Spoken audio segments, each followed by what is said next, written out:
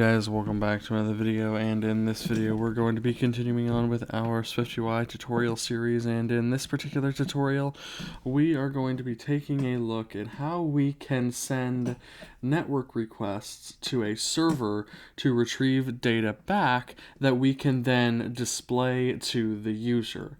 Now, this is something that you're going to be doing effectively all the time in almost every single iOS, macOS, watchOS, whatever app that you build. This is a fundamental skill to know.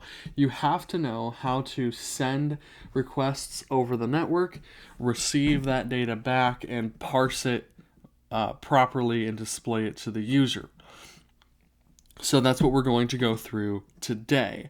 Now, in this video, I'm going to be using a custom Vapor API. This is a REST API that I've built. It's very small, very simple. It's written in Swift using Vapor. Vapor is a server-side Swift framework that allows you to that allows you to build REST APIs and server-side rendered web applications in Swift. Now, you don't have to use a Vapor API. You could use a .NET Web API. You could use Node.js. You could use Dino. You could use Python. Whatever it is that you're most comfortable with, you could use.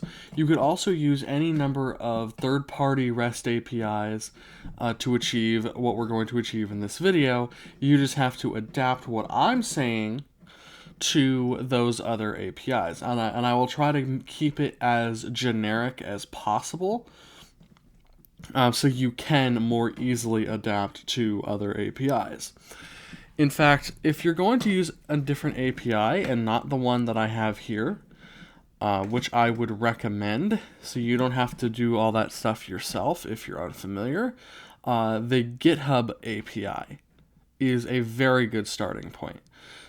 So I will leave a link to the docs for that in the description down below, so you can read through that and figure out, okay, how does this API work? What endpoints do I need to use?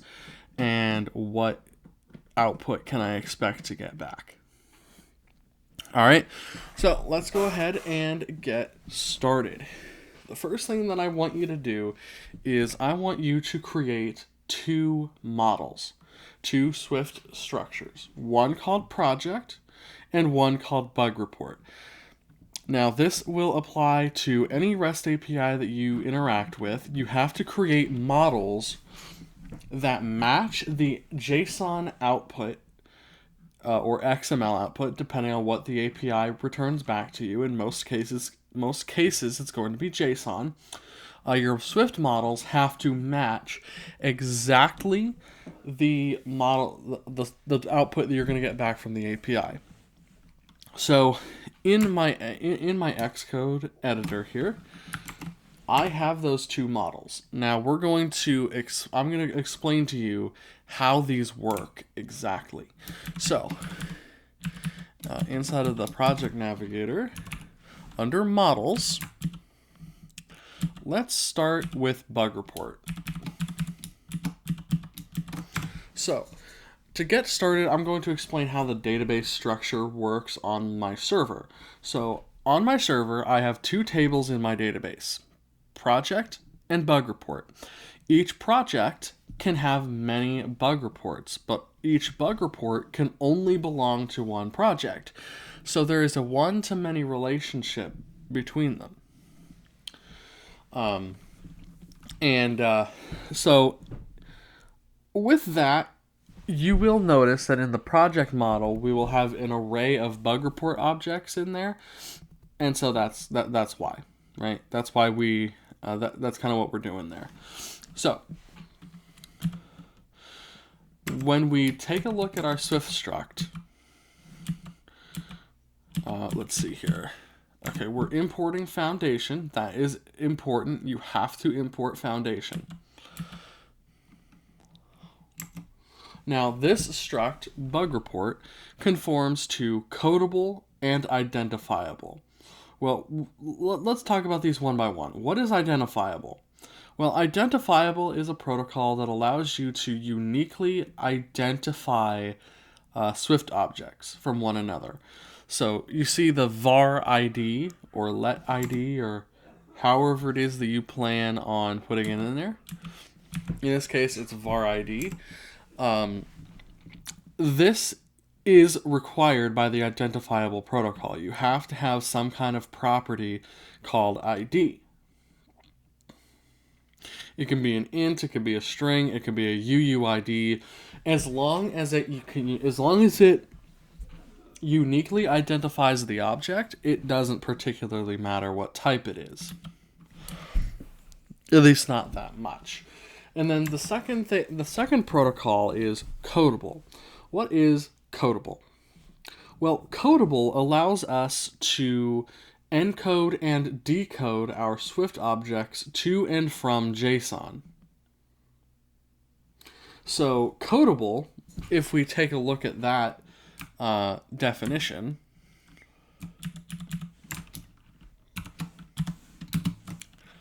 so here's codable.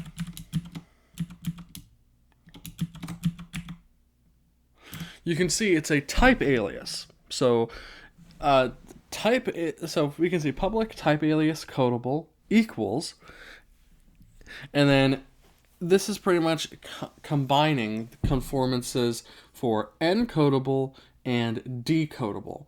Now, decodable allows us to take JSON data given to us by a server over the network. For example, or pretty much any kind of JSON data at all. It doesn't have to be from the server. It could be from a local file in your apps bundle. And it'll decode that JSON to Swift objects of a type you give it.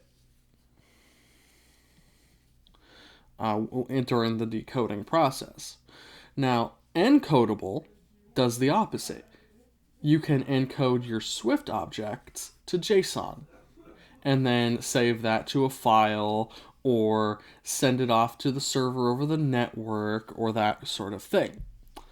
So if you want your models to support encoding and decoding, which we do in this case, conform to codable. Otherwise, if you only want a model to go one way instead of another, you can conform to one of the individual encodable or decodable protocols. All right, so that is codable. Now, the last thing that we need to discuss here is how properties are supposed to work in our models. The properties that you have in your model must match exactly the keys in the JSON that you get back, whether it be from a file or the server. Otherwise, when you try to decode your JSON, you will get an error. It will not be able to parse it. So they have to match. And as it stands at the moment, all of my models' properties do match what we're going to get back from the server. We can double check this too by opening Safari. And we'll say localhost 8080/API/projects. All right.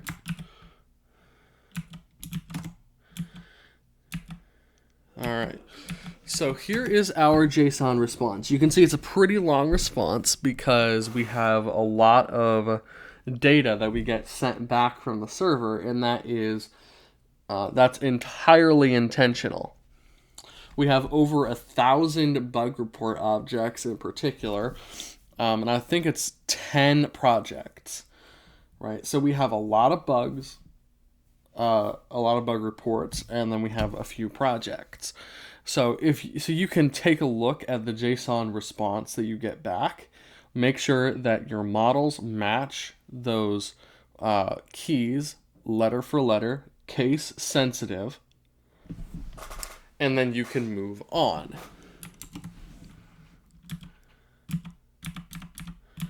right.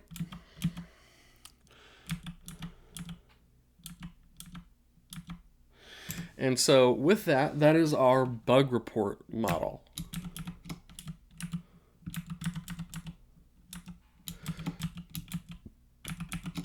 If we go into our navigator again, and we go models, and we take a look at our project model, this is what we have for project. We have a structure called project. We're also importing foundation because, again, it's required. Project also conforms to identifiable, and it also conforms to codable because we want to be able to encode and decode project data to send it to and from the server. We have an ID of type UUID. We have a variable called name, which is of type string. Whether or not the project is closed, and this is a Boolean. And then we have an array of bug reports called bugs. So this will be important because, remember I mentioned, there's a one-to-many relationship between projects and bug reports. So when we, on the server, get all of our projects, we in turn also get all of our bug reports that are associated with that project. So we have to have an array of bug report objects to allow us to access all of those bug reports on the client. And it's because we have over 1,000 different bug report objects in the database. That's why the JSON response in Safari over here is so ginormous. Now, this is a pretty good example. This JSON response is a pretty good example of the low end of JSON responses you might get from applications of this type, like bug trackers. Now, you might have only a few if you're only working with something that that might be locally hosted by you, only for you. But if you have, say, something like a GitHub or a Jira or GitLab or something like that, then the responses would generally be much larger than this. But the techniques are still the same. All right, so now that we've covered our models, let's go ahead and actually begin writing our networking code. So what I want you to do is I want you to go into the navigator,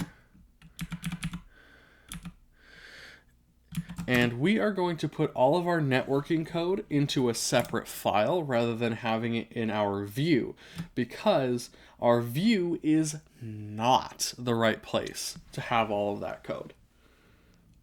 You should not have code where you're reaching out to the network in the view. That just doesn't make a whole lot of sense.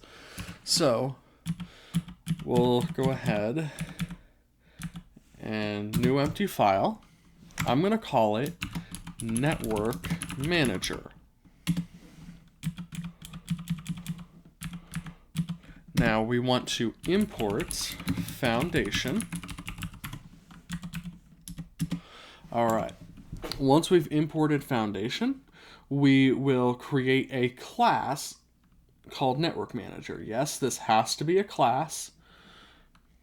So we'll say class Network Manager. And we're going to make this class what's called a singleton. Now, what's a singleton? Well, a singleton is a kind of object that you can only ever create one instance of throughout your entire application, and you share that instance across the app. Now, something like a network manager is the perfect example of where a singleton works really well. But there are many cases where singletons don't work quite as well and aren't the best tool in your toolbox to use. Sean Allen on YouTube actually has a very good video explaining singletons far better than I could. Just know that singletons, you can only have one instance, and they are very easily abused, right? They're used everywhere in Apple SDKs for things like user defaults, accessing the file system, accessing the notification center, for like observing different notifications, stuff like that.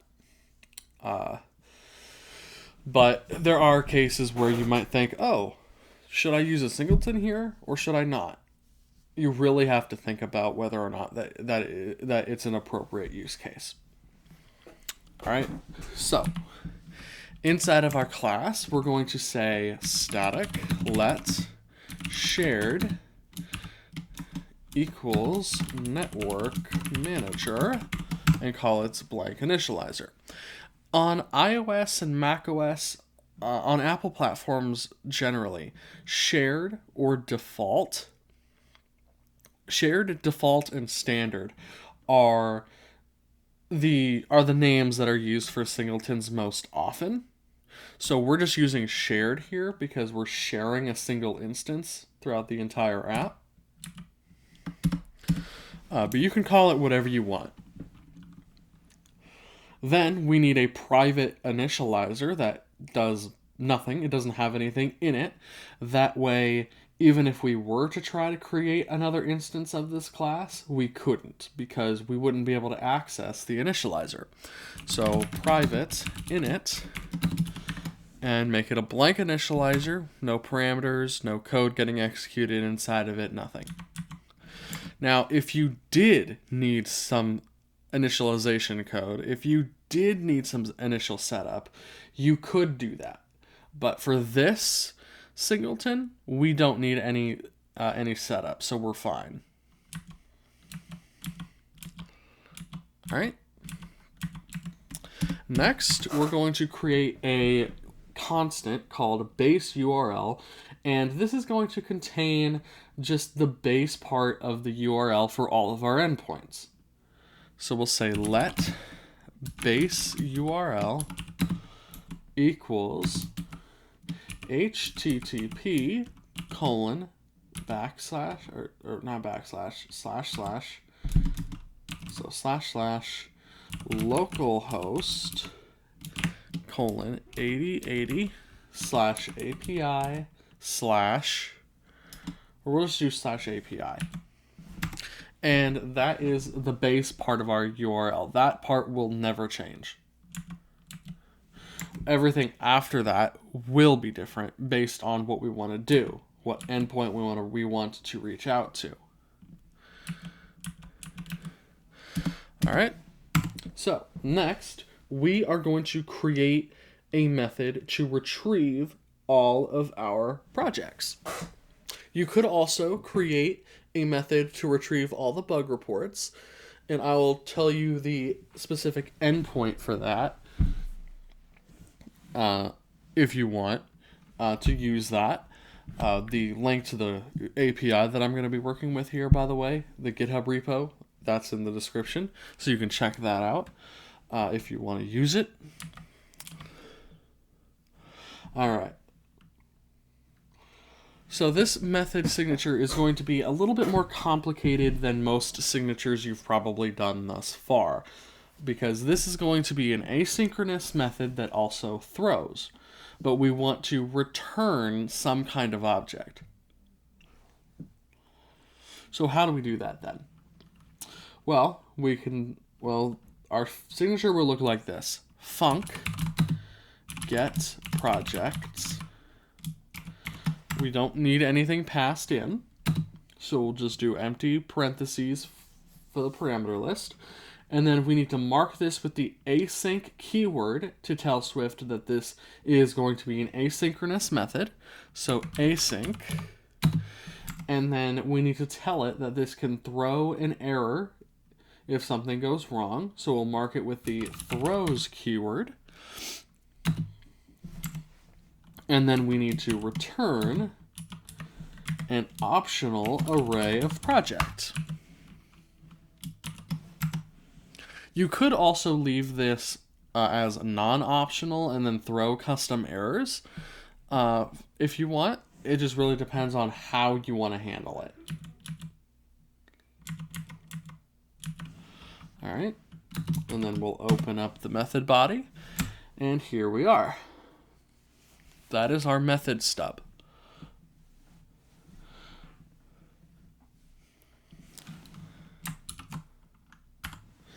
All right, so inside of our method, the first thing that we need to do is we need to actually create a URL object. So this will be the URL for the endpoint that we want to send a request to. And because the initializer we're going to use it returns an optional, because the URL might not be valid if we hard code the string incorrectly. We need to safely unwrap it. And the best way to do that in this case is to use a guard statement.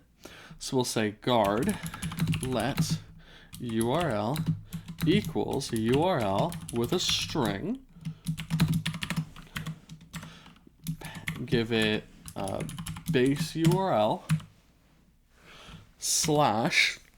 / projects. All right. If it doesn't succeed, so else, we will return nil.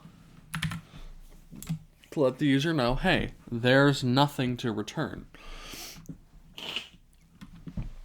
Excuse me. My apologies, guys. I am sick again. Because, of course I am. Anyway, so we have our URL now. The next thing that we need to do is we need to actually send a request to our server.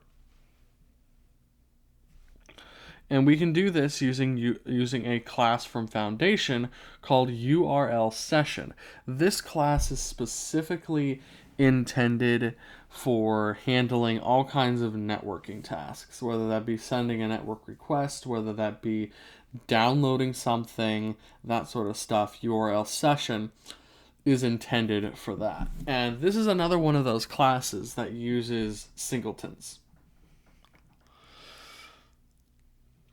All right, and when we call the method that we're going to call here, not only is this method asynchronous, but it also throws. And we're going to use a concept called destructuring to extract specific parts of what it returns.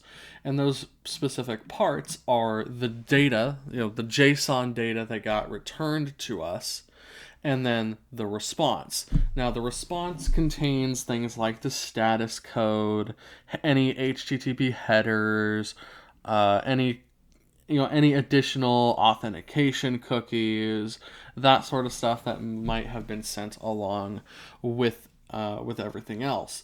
We don't need the response in this case. You might want to do something with it, but we don't. So when we do our destructuring, we're going to have an underscore in place of where we would have a response. All right. So what will that look like? Well, it'll look like this. We'll say let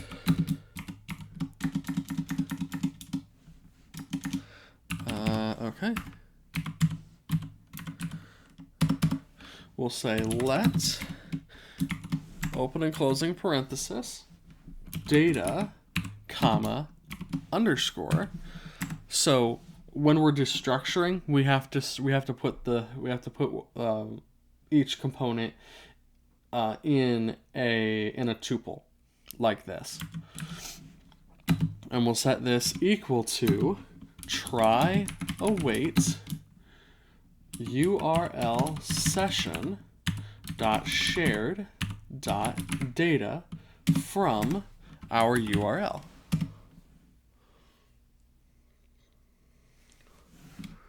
Just like that. Now we have our JSON data.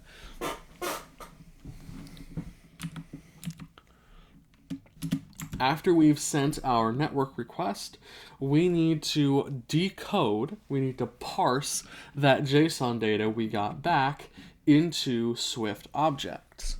Now, remember, this method is going to return an array of project objects, and that is precisely what we also get back in our JSON response. So if we look back in Safari,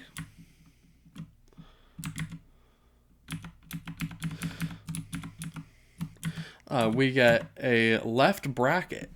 So we get square brackets. Everything's in a square bracket. That means we have an array, and each of these objects is a project. So what we'll do is we will say let decoder equals JSON decoder. Now JSON decoder is an object from Foundation that allows us, as the name implies, to decode JSON objects back to Swift objects. All right.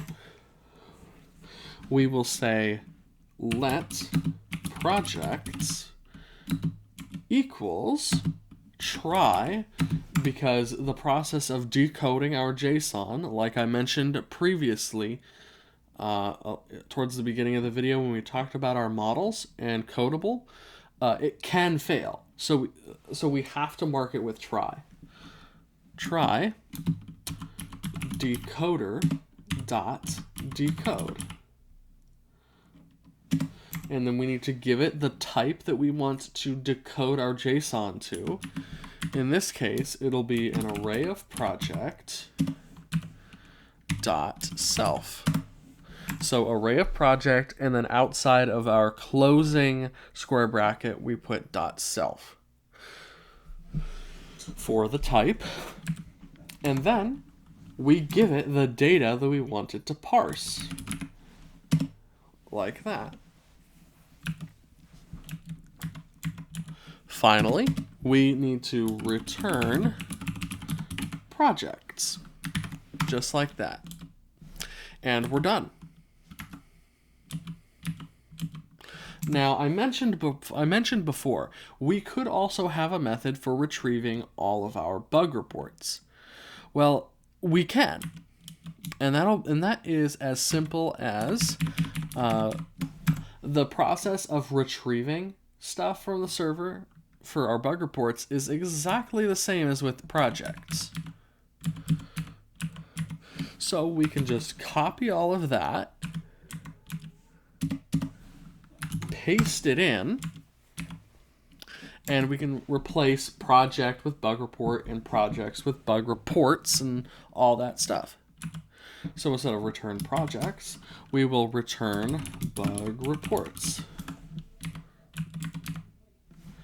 Now, instead of let projects equals try decoder.decode, we'll say let bug reports equals try decoder decode, and then instead of an array of project, it'll be an array of bug report.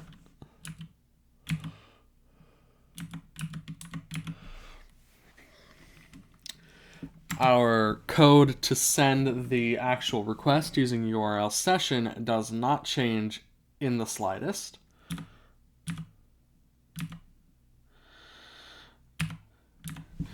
And then the URL.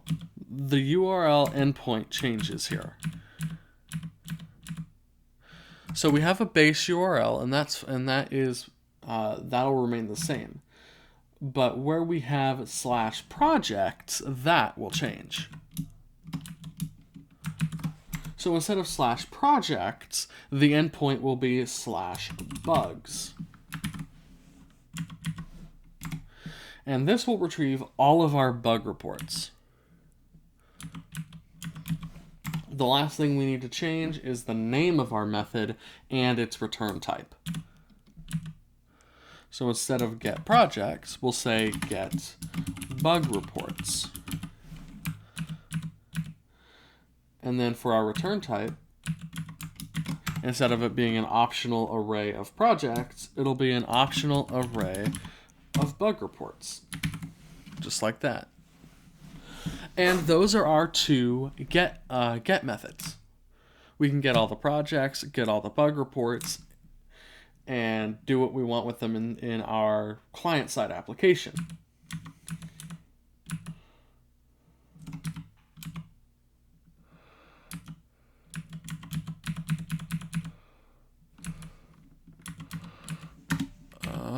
Okay. So it appears that we have a typo here, so we'll fix that.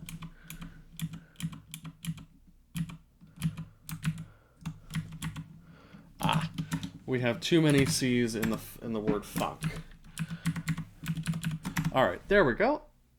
Now we don't have any more errors in our network manager. And that is our network manager complete. Next, we're going to actually put together a view. We're going to put together our content view. This content view, we're going to have a navigation split view.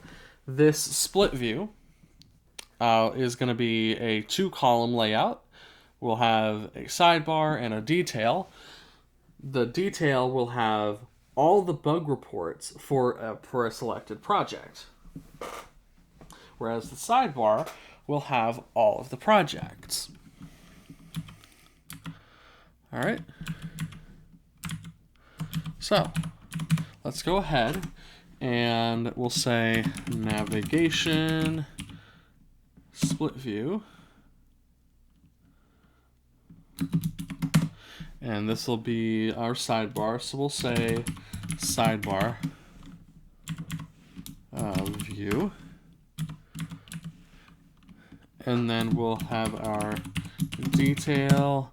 And we'll just say text no bug reports to show right now. We'll say dot font dot title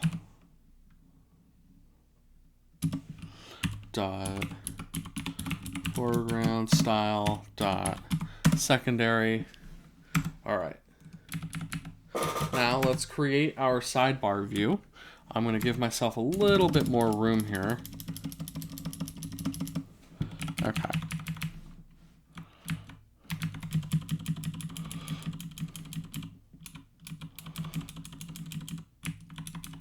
All right.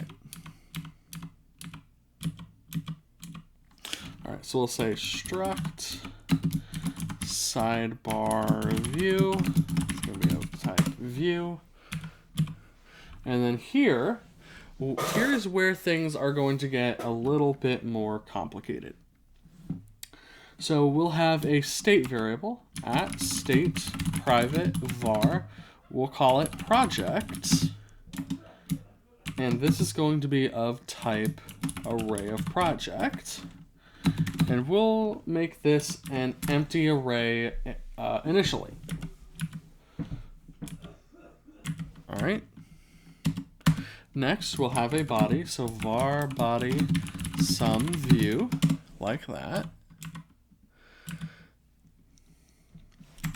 And then inside of our view, beneath our body, we are going to create a method called retrieve projects. So func retrieve projects, and we're going to make this asynchronous. So mark it with async. And inside of this method, this is where we're going to use our network manager to retrieve all of our projects. So to do this, we are going to say do, and then we'll have a catch. And if an error occurs, we will print error localized description. Inside of our do block, we are going to say let projects equals network manager dot shared dot get projects, and then make sure that you mark this with try await, like that. All right. After that, we have an optional array of projects. We need to now safely unwrap this, and we'll say guard let project equals projects,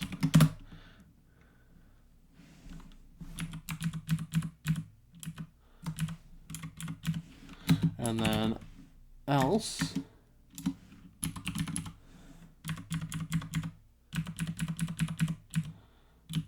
we simply want to return and do nothing.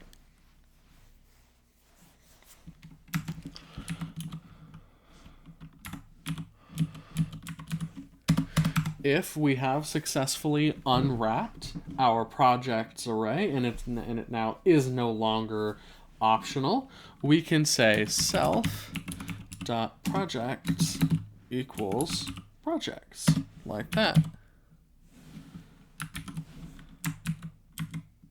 All right, so now once we have this, that is our retrieve project method.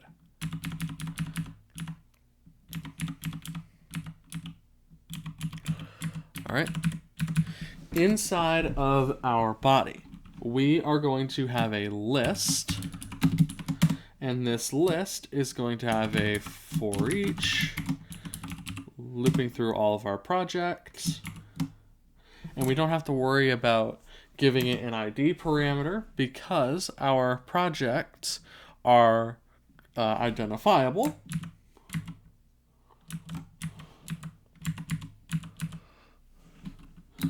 We will pass it a project like that. And then for each cell, it'll be a navigation link where the destination will be bug reports list view, and we will pass it a project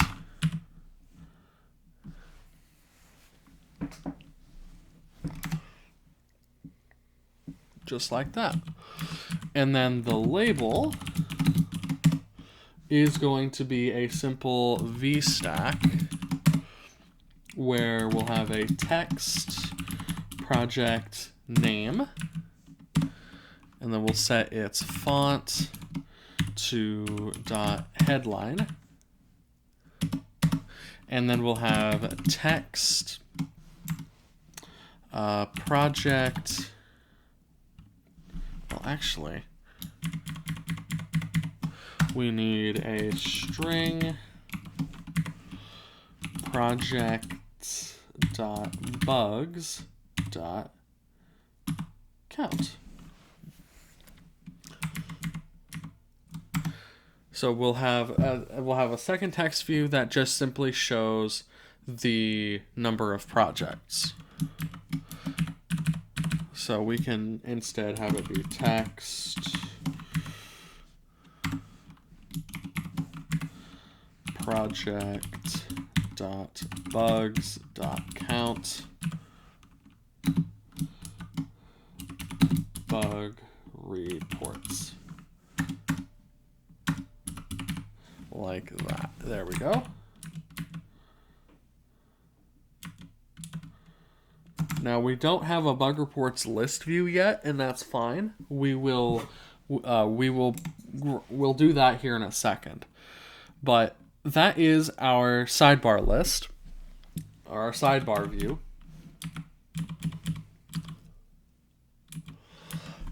We want to, I almost forgot, foreground style, we'll have that be secondary.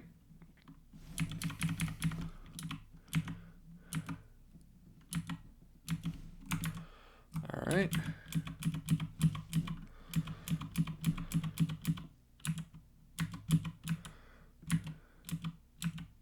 All right, and then we'll say list style dot sidebar. There we go, just like that. Now we can create our bug reports list view. Well, actually, I almost forgot. My apologies, guys. My brain is not on full blast today because I'm sick. We need to have one more modifier to our list, and that is the task modifier.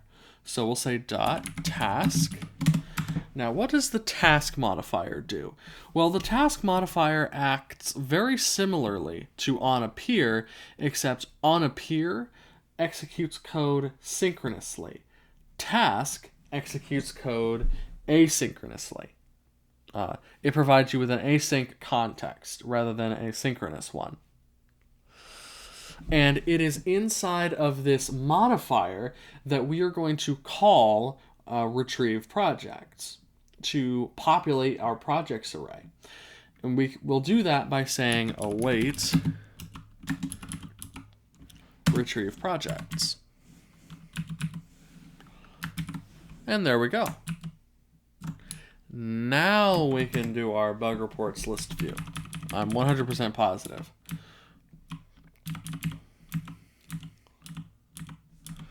All right. So let's go ahead and say struct bug reports list view of type view var project. This view is just pretty basic SwiftUI stuff.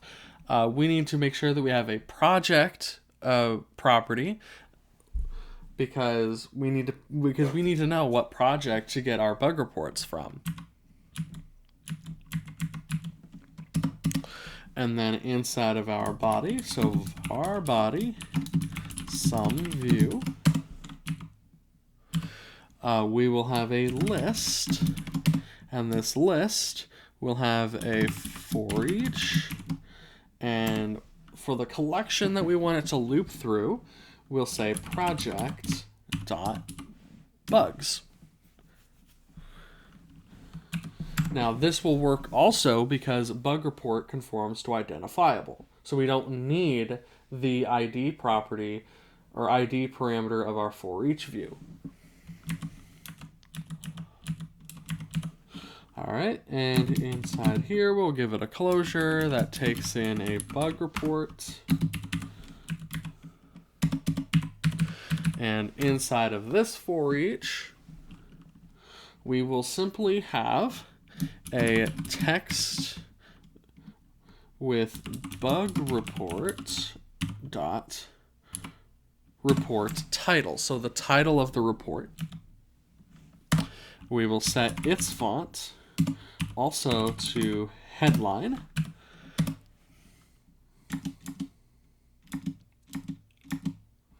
And then we'll also add some padding like that. And there we go. Let's go ahead and save that. I'm going to run this on the Mac. So I'm going to go to my toolbar.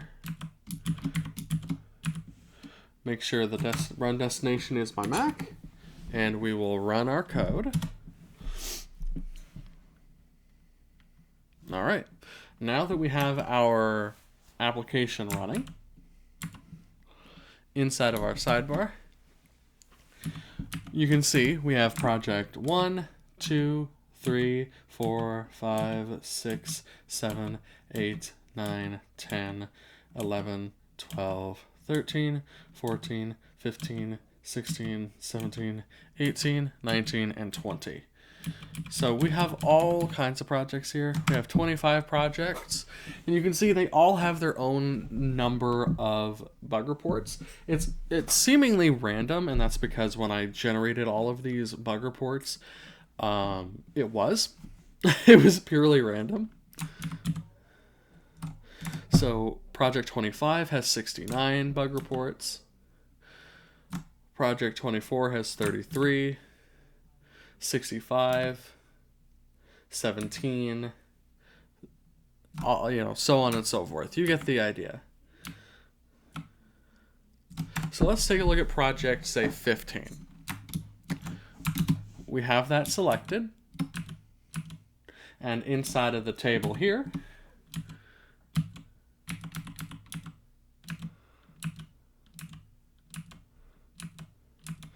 you can see we get all, we get all of our bug reports here for this particular project.